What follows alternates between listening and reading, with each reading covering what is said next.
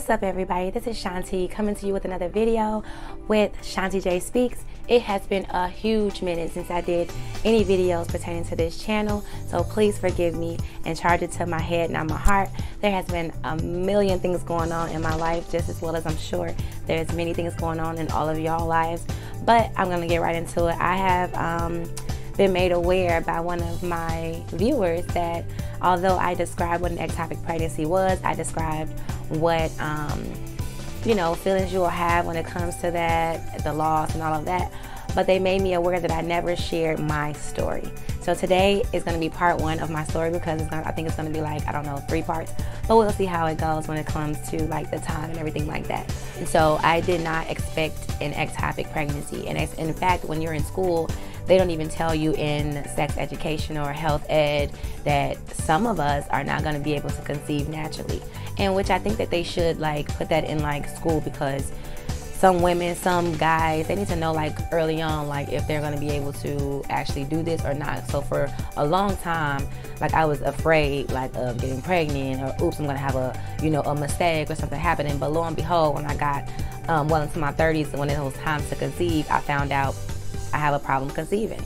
So if I would have known that when I was younger, maybe I would have did some things differently. Maybe not, because when you're young, you don't really care because you feel like you're young. But I probably would have did things differently as far as like birth control methods, herbal things, teas, things like that to boost that part of my reproductive system. But at the time I didn't know.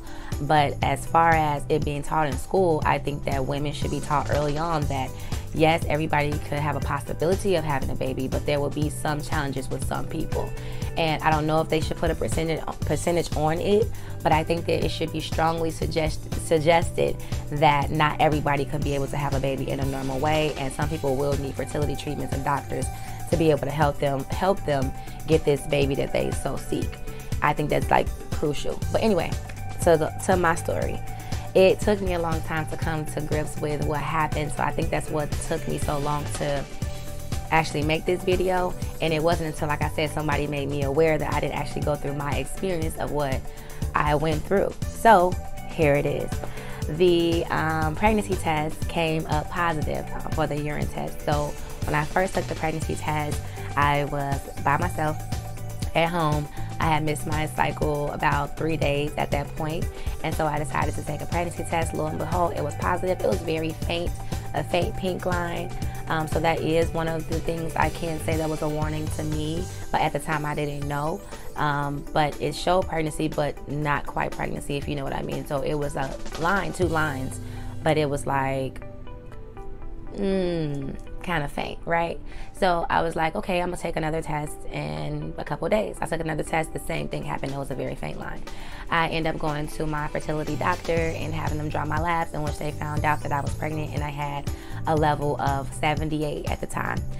I was supposed to come back in 3 days, which I did, and the numbers was expected to double. In fact, my numbers did not quite double, and they were saying that was okay, that some people's pregnancy numbers won't double, and it's just like a slow progressing pregnancy or whatever. So I had no alarm there. When I came back the second time, my number was like a 136, so it was really, really, really low. And so I was a little frantic about that, because I actually work at a fertility clinic, and I know that the numbers are supposed to double, so my number should have been at least 150, somewhere around that range, but it was a little low, 136. And so they had me come back for a third test. In this third test, my number went up from 136 to 1,038, I believe it was at the time. Guys, I'm trying to recall all of this from 2019, so bear with me. So that test came back to be 1,038. So at that time, I'm excited, because I'm like, okay, yay. It not only doubled, but kind of tripled in a way. And so I went on to, start eating rice, started taking my prenatal vitamins, doing everything I needed to do. And I remember one day I was feeling like sick, so I was like, oh, this is just one of my nausea symptoms. And as a matter of fact, I'm supposed to have these symptoms, but I felt really sick. And then I ended up having to go home that day because I just couldn't bear the work day for some reason. And that's not like me. I'm a hard worker. I work 2 jobs, so I usually can press through anything, headache, whatever, just take some medicine and get through it. But for some reason, that day was not a good day as far as not feeling well. So I went home, I laid down. that night, I got up, went to the bathroom, everything was fine. I laid down again. The next day, I woke up and I had some cramping. It was a Saturday. And I didn't think anything of it. I just thought, because I work at a fertility clinic, they tell you that your uterus does stretch when you become pregnant. So you will have some cramping and some mild discomfort there. So I didn't pay it any mind, and it wasn't excruciating at the time. So fast forward, Father's Day was coming up. So I came up with this bright idea to surprise everybody for Father's Day, including my husband, my mom, and my dad, as well as my brother. So I had came up with all these ideas and these cards and riddles, and as well as my husband's mom at the time as well.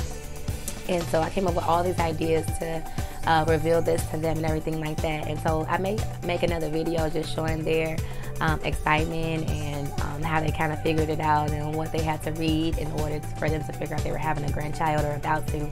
That might be a good video. I might still do that, even though it's sad to have not, get the end result of that, which is to have the baby that they were excited to receive. But it was just a joy to see that they're excited. This would have been my parents' first grandchild, so I know they were ecstatic that we were going to have a baby. I revealed it to my husband, my mom, my dad, my brother, and everybody was like, oh my God, like, I can't believe this. My dad was like, are you kidding me? Like, he was kind of shocked. So anyway, fast forward, so everybody was happy. I was going along with the pregnancy just fine. I didn't have any bleeding or anything like that. And it was the last weekend in June, but before that last weekend in June, my aunt passed away. And no, it was not from COVID. It was from just natural causes and everything like that. But it was the start of a downward spiral when it comes to just death and depression and COVID and things like that as well, which I didn't know at the time because we didn't know that COVID was even coming.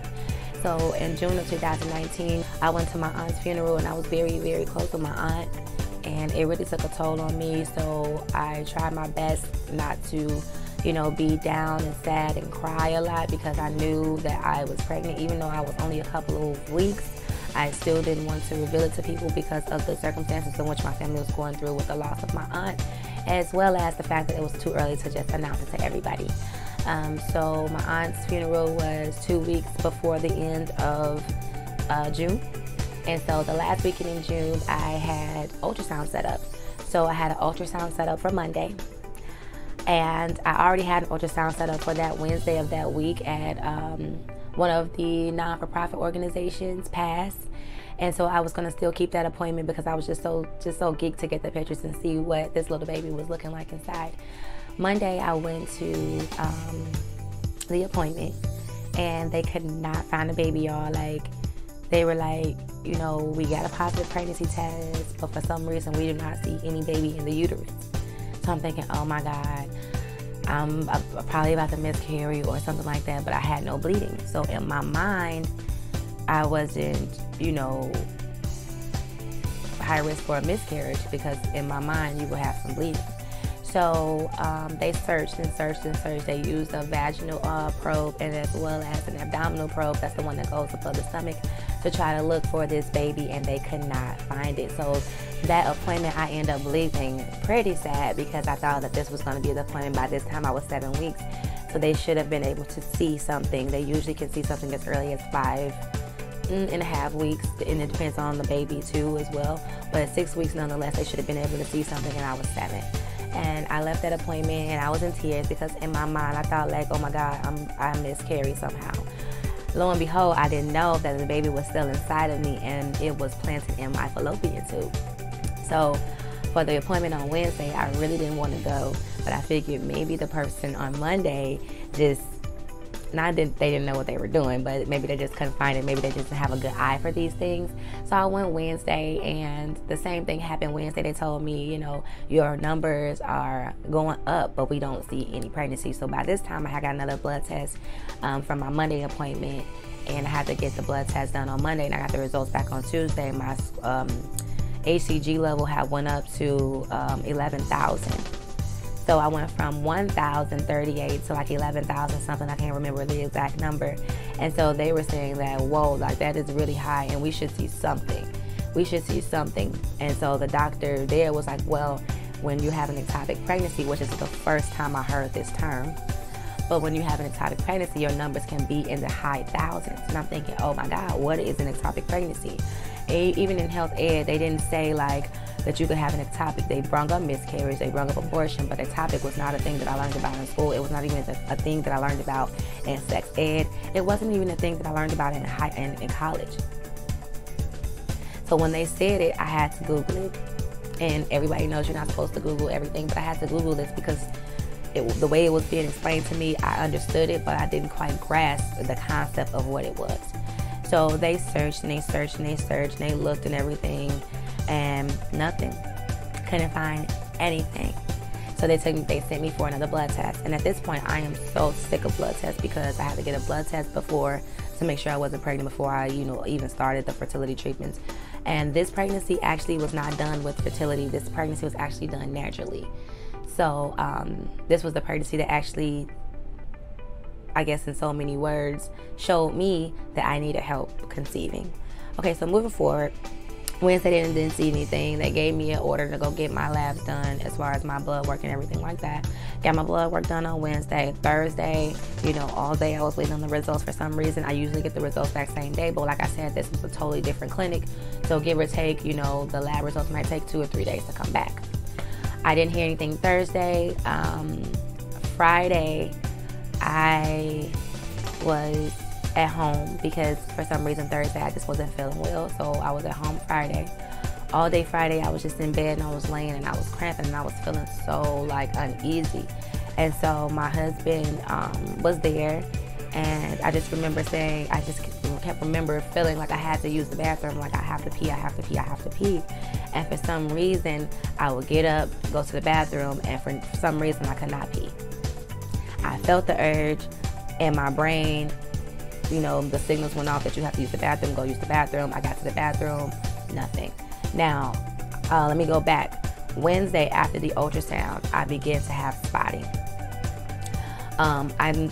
At the time I thought, well, maybe it's because of the ultrasound or having too many ultrasounds in a week that I'm, irritating my cervix and things like that.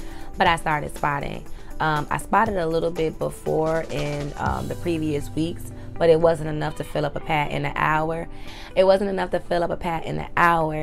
But and so in my mind, it wasn't an emergency. So it was like a stop, start when it came to the spotting. It wasn't like it was every day, and it wasn't consistent enough for me to even wear a panty liner or things like that on some days. So I didn't take it as I was having a miscarriage, because in my mind, miscarriage, you get blood, right? You get bleeding, and you have to pass the the baby and everything like that, and you will see clots. And I didn't have that. So on Friday, I was spotting a little bit more. When I finally used the bathroom, I started spotting a little bit more. Upon me going back to the bed, I went back to the bed. I was not feeling good at all, guys. I was feeling like my stomach was gonna fall through my anus. I felt like my stomach was about to fall through my behind, okay? And so I'm like, all I need to do is just go lay down. I need to just get to the bed and lay down.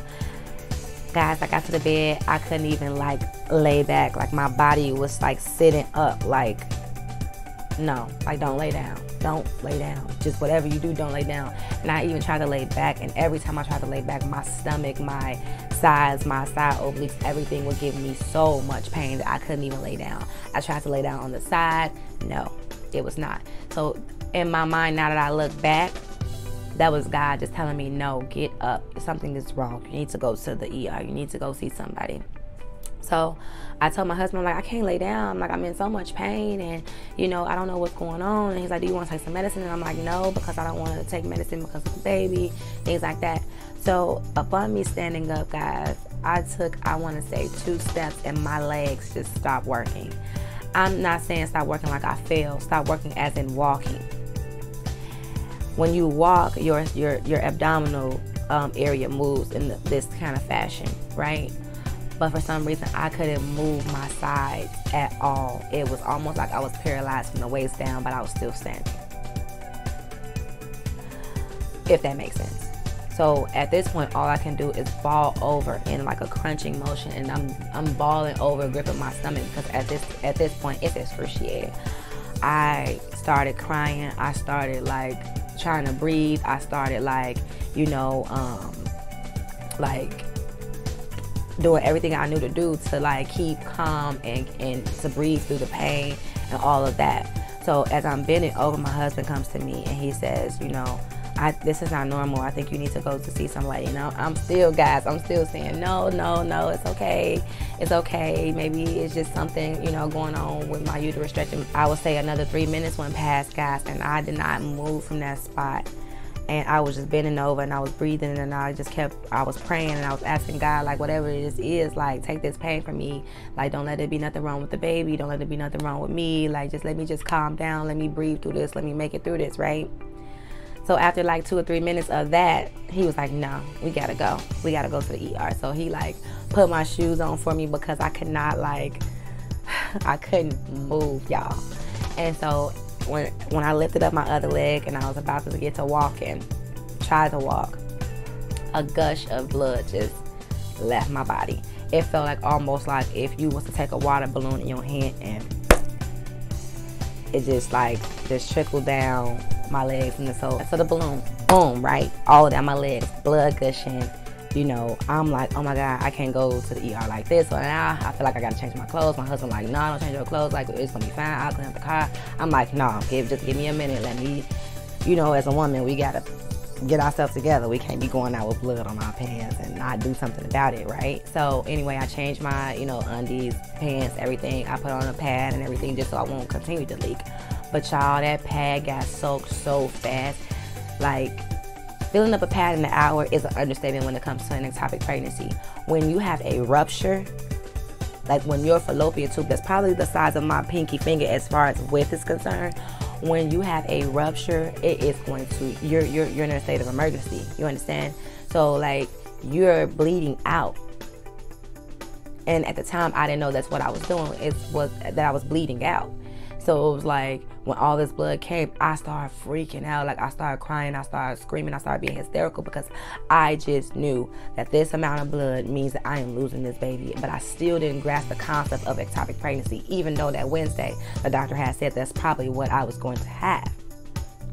Nobody explained to me that I was going to go through these traumatic changes and experiences and blood and this and that and cramps and all this pain and everything, right? So basically, by the time I got to the ER, I gave them my name and everything.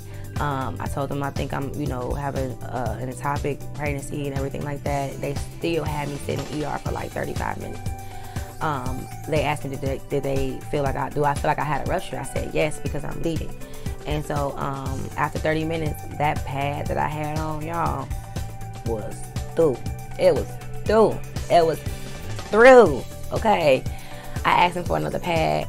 And by that time, y'all, it was just through. Like, I just threw the pad off. They had me change them again. I had blood everywhere. I was on the little bed, the little gurney or whatever. The sheet they had on the gurney was soaked with blood.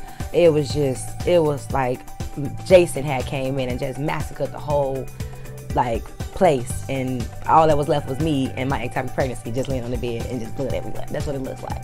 That's what it looked like. At least to me. It was horrifying. So I'm in the state of being in the ER. They finally called me back. They asked me for a urine sample. I'm trying to tell the lady I cannot pee. For some reason, I cannot pee. Well, she says, if you're gonna not be able to pee, then we have to put a catheter in. Yeah, no. So I'm not having a catheter go in me, especially with all this pain. So y'all just kind of deal with not getting this urine sample from me right now. She keeps saying like, well, we need to make sure you're not pregnant. We need to make sure that you're not pregnant. I told her I am. So the levels of my HCG or the urine is not going to go down in a matter of a day or days, because it takes time for the HCG level to even come back down after you get pregnant or even have a baby, because the levels still stay in your system. Anyway, so she kept on pressing the issue. I told her I need another nurse. And guys, I don't care what it is. If you're at a hospital and you don't like your nursing staff, or you don't like your CNA, or you don't like somebody that's treating you mean or trying to be rude to you, you switch that thing on out. Because you are an advocate of your own care and you don't have to deal with people's attitude, especially when you're the one in pain and you're the one there in pain, and that pain is paying for their salary. You see what I'm saying? You don't got to deal with that. Next nurse. So anyway, the doctor comes in. He says he wants to examine me. I said, okay. He asked me to spread them. So I did. and he stuck his finger in there, pressed down on my anus, and it was the most painful thing that I've ever experienced. And just by him doing that motion, he declared that I had an ectopic pregnancy. And from there, he said that the urine sample was not needed because he had already declared that I had an ectopic pregnancy, saying that my word said that I was pregnant. I brought in my papers from my clinic showing that I had a blood test that said I was pregnant, and he basically stuck his finger in places and found out that I had an ectopic pregnancy. From there, they rushed me to the ER that was more equipped to handle my situation as far as surgery is concerned, and I end up like taking a bumpy ride to the ER. So I get to the other ER, I end up having to wait in a bay for over an hour because my surgery was considered an emergency, but there was other surgeries that were scheduled that day, and I had to get in where I fit in. So basically, I had already had the rupture. They was just monitoring me to make sure I didn't pass out or something like that. So when they finally, was about to do my surgery, they ended up having me go to get another ultrasound done. This lady at this hospital, God bless her, she is amazing because she was the one that was able to locate where the baby was in my fallopian tube, and she was the one that was actually able to give me a picture of what it looked like inside the tube. And when I say my tube was this small, but the baby was like that big, and the rupture was just, it looked like this in a still picture format. It looked like my tube had just opened up. It had a little opening. That's what it looked like. It was hard to see at first because she was trying to show me, and I don't know what to look for in the ultrasound. So I'm like, well, what are you trying to show me? But she was trying to show me where the baby was and where the rupture probably more than likely is happening. And so I was able to see the little baby.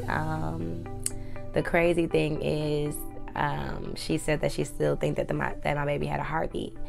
And it did, because when I went to the surgery later on that morning, I heard when they were counting down my anesthesia, and I guess they thought that I was already knocked out or whatever.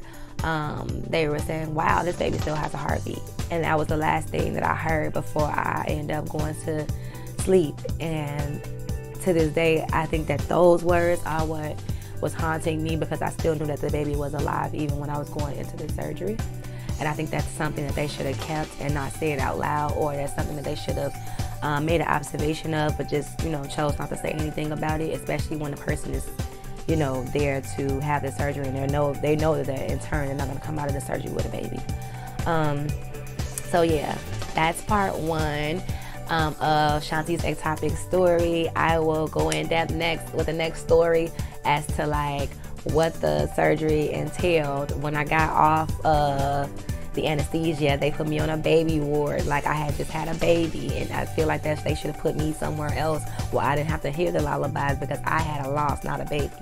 But I'm gonna do that in part 2 of my ectopic story, and just stay tuned. I just want to just share my story with people just so it can help someone that's probably going through this experience. Some key tell signs: if you have pain on one side or the other of your abdomen and you know that you are actively pregnant, that could be a sign that you have an ectopic pregnancy.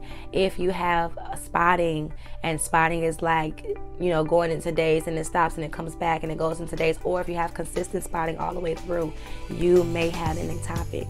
If you take a positive pregnancy test and your numbers and your levels are not rising like they should, or your numbers are rising way above what they should be in the thousands, then you may have an ectopic.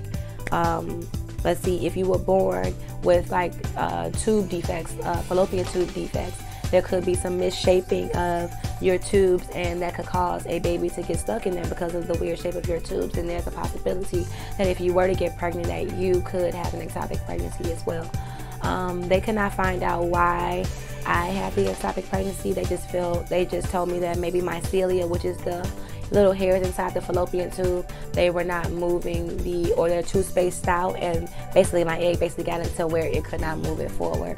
That's the best explanation they gave me as far as why my tube had the baby still got caught inside.